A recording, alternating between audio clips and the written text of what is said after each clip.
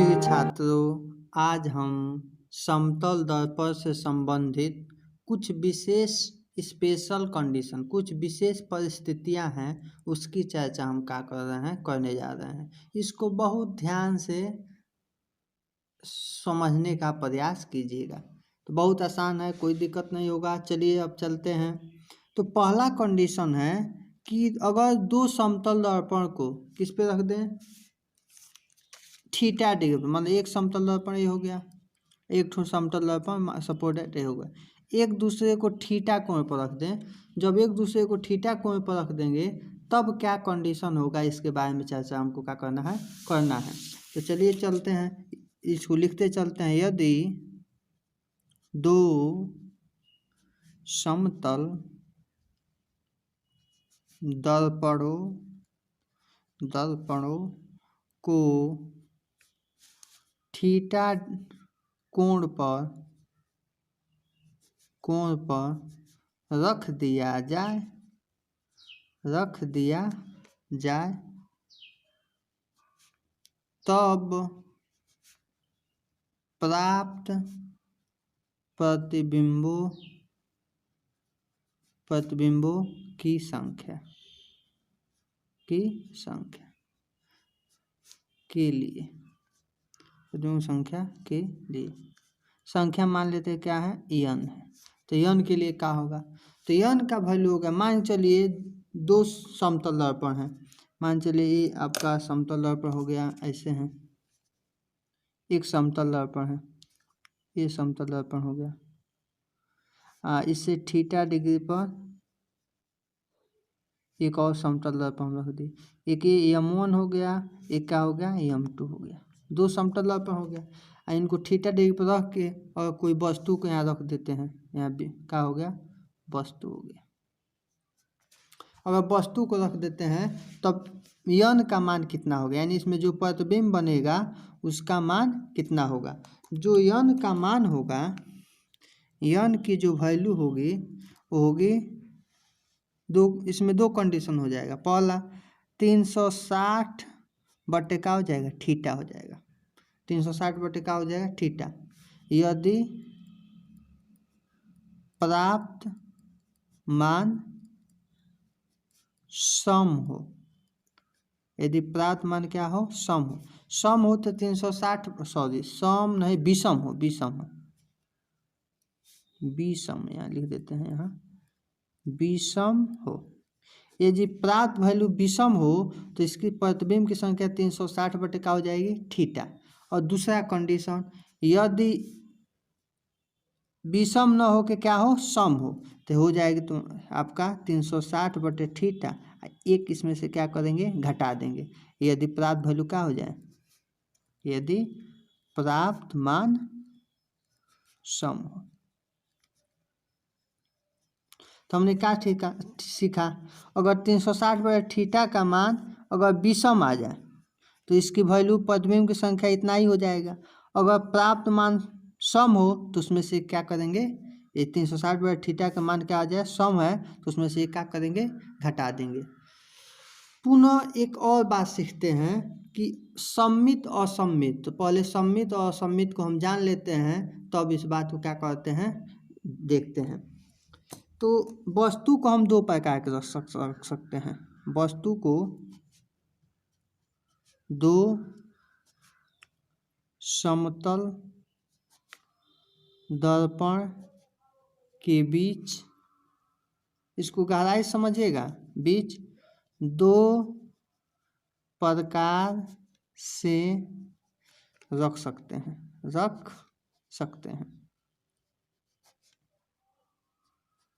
मान चलिए एक समतल दर्पण ये हो गया, एक और समतल दर्पण ये हो गया। अगर बीचों बीच में रख देंगे, अगर वस्तु को इसके बीचों बीच में रखते हैं, m1 हो गया, ये क्या हो गया, m2 हो गया। अगर वस्तु को बीचों बीच में रख देंगे, यानी थीटा कोण पर है तो थीटा बटे 2 और थीटा बटे 2। अगर बीचों बीच में रख देंगे तो क्या हो जाएगा, सममित हो जाएगा।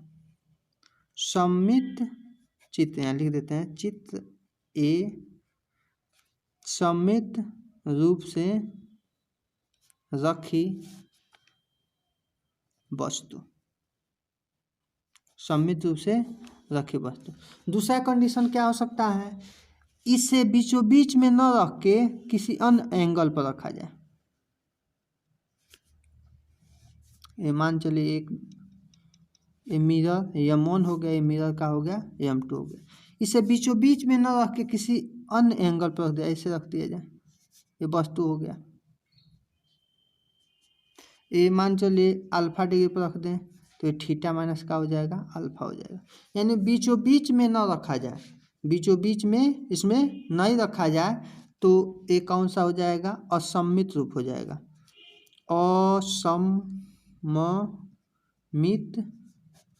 रूप से रखी वस्तु, असममित रूप से रखी वस्तु। तो इसका कंडीशन क्या हो जाएगा, n का जो वैल्यू होगा तब का होगा, तो सम संख्या के लिए क्या होगा, तो सम संख्या के लिए वही होगा। यदि विषम होगा, यहाँ लिख देते हैं विषम के लिए, पुनः लिख देते हैं जब n विषम है, विषम है, यानी थीटा बटे 360 बटे थीटा का वैल्यू क्या हो जाएगा, विषम। 360 बटे थीटा का वैल्यू क्या हो जाए, विषम हो जाए, तब क्या होगा, तब तो देखिए क्या होगा, 360 बटे थीटा और माइनस से क्या करेंगे, घटा देंगे। जब क्या रखा गया, यदि वस्तु दोनों दर्पणों के बीचों बीच में रखा जाए, दर्पणों के बीचों बीच में रखा जाए, यानी क्या हो, सममित रूप से रखा हो, सममित रूप से क्या हो, रखा हो। और दूसरा कंडीशन हो जाएगा 360 बटे थीटा ही हो जाएगा, 360 बटे क्या हो जाएगा, थीटा ही हो जाएगा। यदि वस्तु किस रूप में रखा हो, बीचों बीच में न रखा हो, वस्तु बीचों बीच में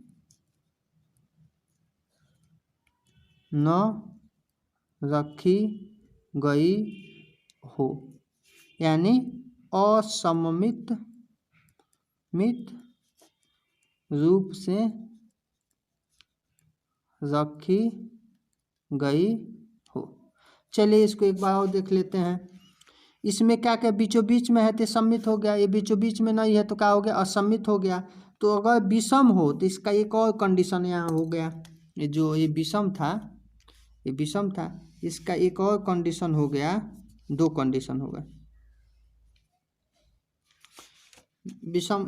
जब दो कंडीशन हो गए, 360 बटे थीटा का वैल्यू एक घटा देंगे जब दोनों के इसमें रूप में हो, सममित रूप में हो, और जब असममित हो तो 360 बटे क्या हो जाएगा, थीटा ही हो जाएगा।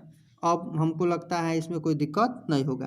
अब हम चलते हैं दूसरे स्पेशल कंडीशन के तरफ, तो यहाँ लिख देते हैं दूसरा स्पेशल कंडीशन।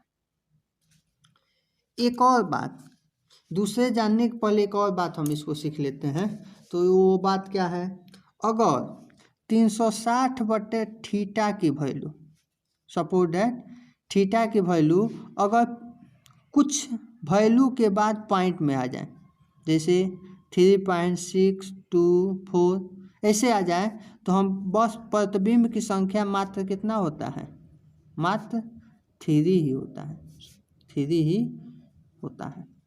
ये हम क्या मान लिए, इसको नोट में हम लिख देते हैं, यहाँ नोट में लिख देते हैं, नोट में इसको समझ लीजिए। और 360 बटे थीटा का वैल्यू ऐसे आ जाए तो दशमलव कुछ क्या कहते हैं, छोड़ देते हैं, यानी दशमलव वाले भाग को छोड़ दिया जाता है, छोड़ दिया जाता है, दशमलव वाले भाग को क्या किया जाता है, छोड़ दिया जाता है। अब चलते हैं दूसरे महत्वपूर्ण स्थिति के तरफ। तो दूसरा स्थिति क्या होगा, तो इसको हम लिखते हुए चलते हैं। अगर अगर अगर थीटा कोण पर झुके दो समतल दर्पणों द्वारा उत्पन्न जो विचलन होता है ड्यूटेशन होता है, जो उत्पन्न विचलन होता है, उसका वैल्यू 360 माइनस 2 थीटा के क्या होता है, बराबर होता है। अब विचलन के बारे में हम जब प्रिज्म पढ़ेंगे तो उसमें विस्तृत चर्चा वहाँ क्या किया जाएगा। बस ये आप जान लीजिए, जो विचलन होता है 360 माइनस 2 थीटा होता है। अब चलिए अगले कंडीशन की तरफ, तीसरे कंडीशन की तरफ चलते हैं। तीसरा कंडीशन क्या हो जाएगा, अगर यह ऊंचाई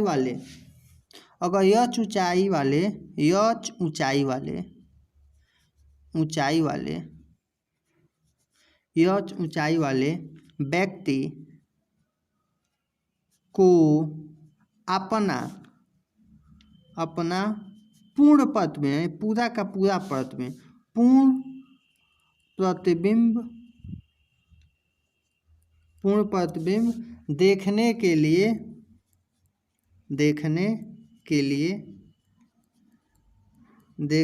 लिए समतल जो दर्पण होगा, समतल दर्पण की ऊंचाई यच ऊंचाई का है, तो समतल दर्पण की ऊंचाई यच अपन क्या होगा, 2 कम से कम होनी चाहिए।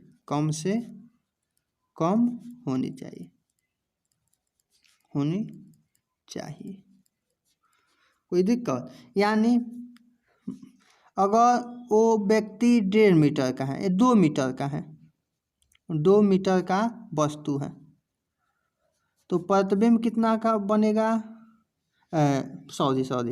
2 मीटर का वस्तु है, तो दर्पण की ऊंचाई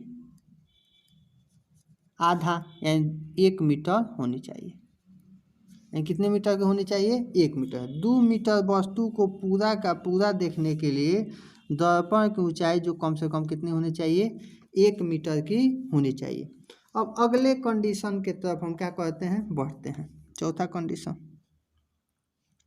चौथा जो कंडीशन है, अगर एक व्यक्ति, लिखते ही चलते हैं इसे, एक व्यक्ति एक कमरे के ठीक बीच में खड़ा होकर अपने पीछे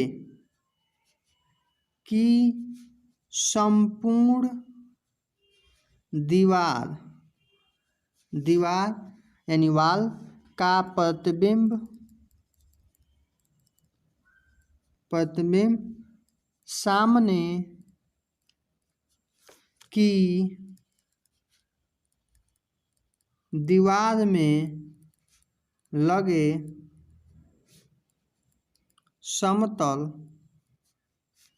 दर्पण में देखना चाहे, और कोई देखना चाहे तो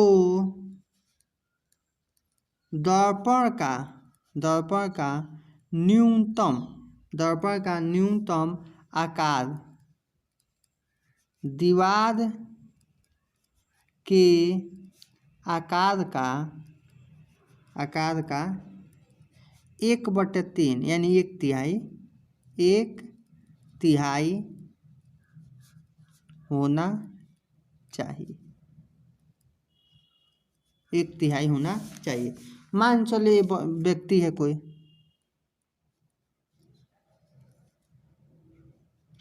एक कमरे के ठीक बीच में खड़ा हो जाए, एक कमरा है, सपोज दैट एक कमरा है, यहाँ बीच में खड़ा हो गया, ये बीचों बीच में है, ये बीचों बीच में क्या हो गया, खड़ा हो गया। तो यहाँ जो मिरर दर्पण होगा, दर्पण का क्षेत्रफल इस दीवार का क्षेत्रफल, इसके क्षेत्रफल का ये x हो तो ये कितना होना चाहिए, 1/3, यानी x बटे क्या होना चाहिए, 3 होना चाहिए। तब ये पीछे पूरी दीवार का प्रतिबिंब इसमें क्या कर सकता है, देख सकता है। तो ये बहुत अच्छा पॉइंट था। अगले पॉइंट की तरफ हम क्या करते हैं, बढ़ते हैं। तो चलिए हम 5वें पॉइंट की तरफ क्या करते हैं, बढ़ते हैं। तो 5वां पॉइंट है, जब कोई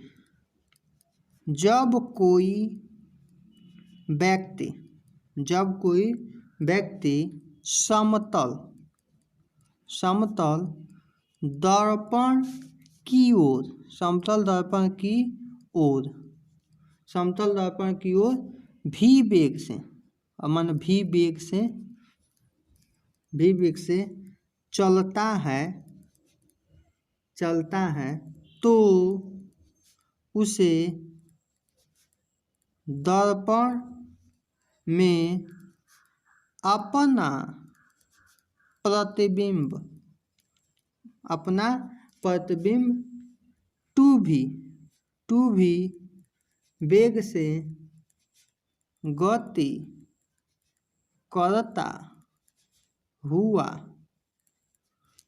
करता हुआ प्रतीत होगा। अब इसको समझ लेते हैं चित्र के भांति। ये मान चलिए दर्पण है, समतल दर्पण है, सपोर्ट है। अगर कोई व्यक्ति, यहाँ मान चलिए कोई व्यक्ति है, यहाँ एक कोई व्यक्ति है, व्यक्ति हो गया, इसके तरफ भी वेग से आएगा, भी वेग से क्या होगा, आएगा, इसके तरफ कितने वेग से आएगा, भी वेग से आएगा। तो इसका प्रतिबिंब टू भी वेग से इधर जाता हुआ क्या होगा, प्रतीत होगा। इसका जो प्रतिबिंब है टू भी, ये क्या हो गया,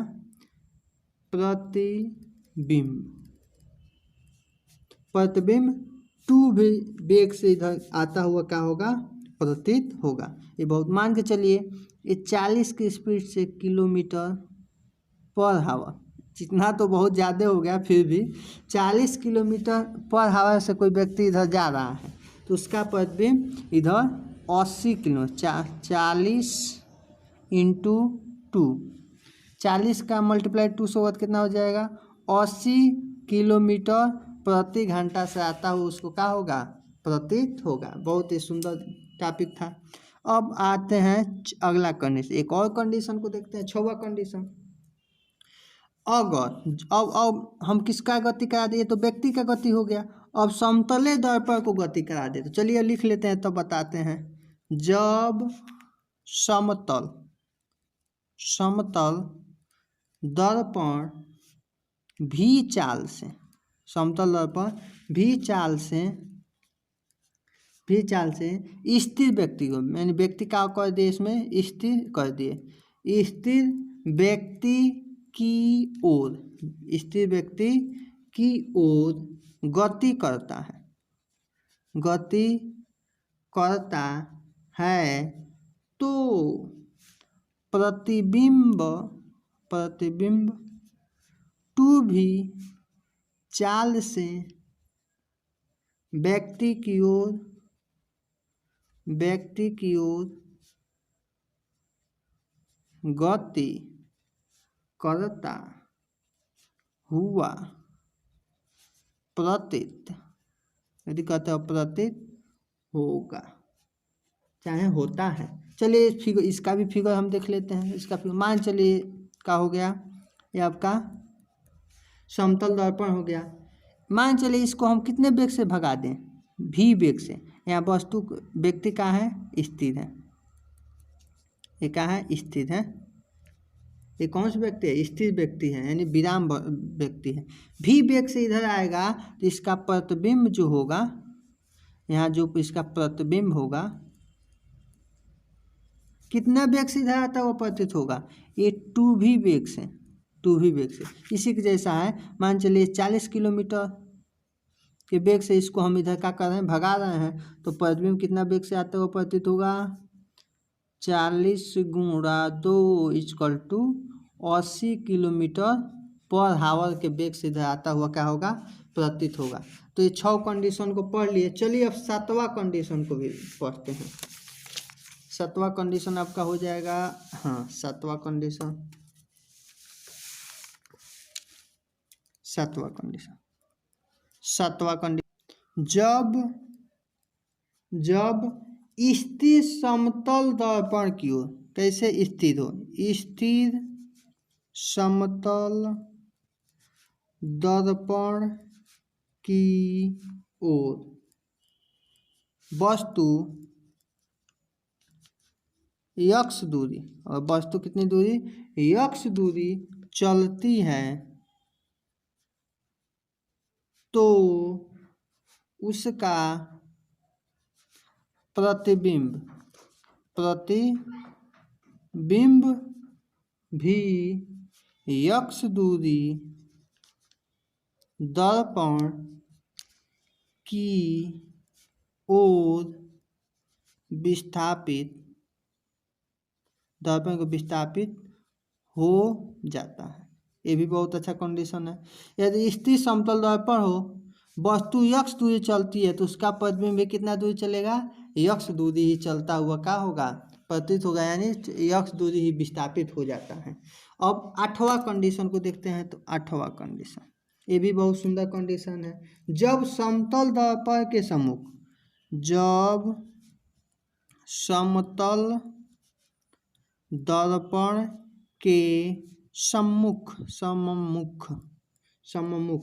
रखी वस्तु स्थिर है, यानी वस्तु इसमें क्या हो गया, स्थिर है, तथा दर्पण वस्तु की ओर x दूरी चलता है, तो उसका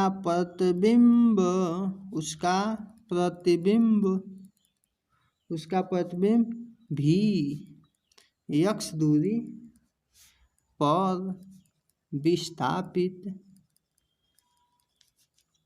हो जाता है। यानी समतल दर्पण का सम्मुख कोई वस्तु को क्या किया जाए, रख दिया जाए, यानी वो स्थिर हो जाए, तो दर्पण वस्तु को x दूरी चलेगा, तो उसका प्रतिबिंब भी x दूरी का हो जाएगा, विस्थापित हो जाएगा। तो ये हमारा बहुत सुंदर कंडीशन था। अब 9वां जो कंडीशन है वो भी बहुत सुंदर कंडीशन था, इसको देखते हैं, चलते हैं। यदि अब समतल दर्पण और वस्तु दोनों को विपरीत चला दें, यदि समतल दर्पण एवं वस्तु दोनों विपरीत दिशाओं में x दूरी चलते हैं, तो प्रतिबिंब जो होगा, प्रतिबिंब 3x दूरी चलता है, 3x दूरी का होता है, चलता है। यानी ये मान चलिए समतल दर्पण है, इसको बना देते हैं। ये समतल दर्पण है, यदि इसको देखिएगा, ये समतल दर्पण है और ये वस्तु है। अगर ये x चला, ये भी कितना चला, x, तो ये प्रतिबिंब कितना, ये अगर x दूरी चले, तो ये कितना दूरी चलेगा, 3x दूरी का होगा, चलेगा। तो ये भी बहुत सुंदर कंडीशन था। एक और कंडीशन, 10वें कंडीशन के तरफ हम क्या करते हैं, बढ़ते हैं। तो 10वां कंडीशन भी देख लेते हैं। यदि दो समतल दर्पण को लंबवत रख दे, ऐसे रख दे, यहाँ लिख देते हैं। चलिए पहले हम लिख देते हैं, तब इसको हम क्या करते हैं, बताते हैं। दो परस्पर लंबवत समतल दर्पणों द्वारा बिंदु मान लेते हैं, बिंदु वस्तु O के 3 प्रतिबिंब ओके कितना प्रतिबिंब बनते हैं? 3 प्रतिबिंब बनते हैं, जो कि एक वृत्त पर स्थित होते हैं, वृत्त पर स्थित होते हैं, जिसका केंद्र, वीडियो बहुत बड़ा होता जा रहा है इसलिए हम इसको जल्दी से बताने का प्रयास कर रहे हैं, जिसका केंद्र दर्पणों का प्रतिच्छेद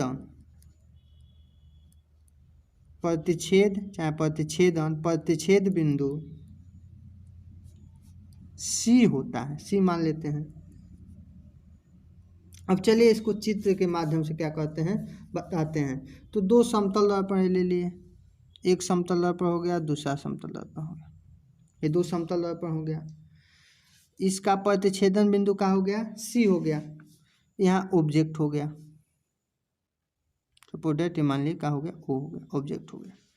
तो इसका 3 प्रतिबिंब बनेगा, एक I1 बनेगा, यहाँ मान I1 एक बनेगा, एक आपका I2 बनेगा, इसका एक यहाँ बना लेते हैं I2 बनेगा, एक आपका I3 बनेगा।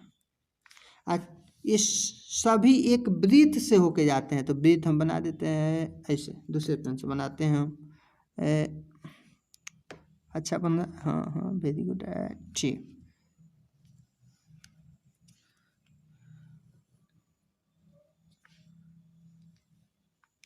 एक इस किससे होके जाता है? इसके वृत्त से होते हुए जाता है, तो इसको डॉटेड मिला दें, इसको भी डॉटेड मिला दें,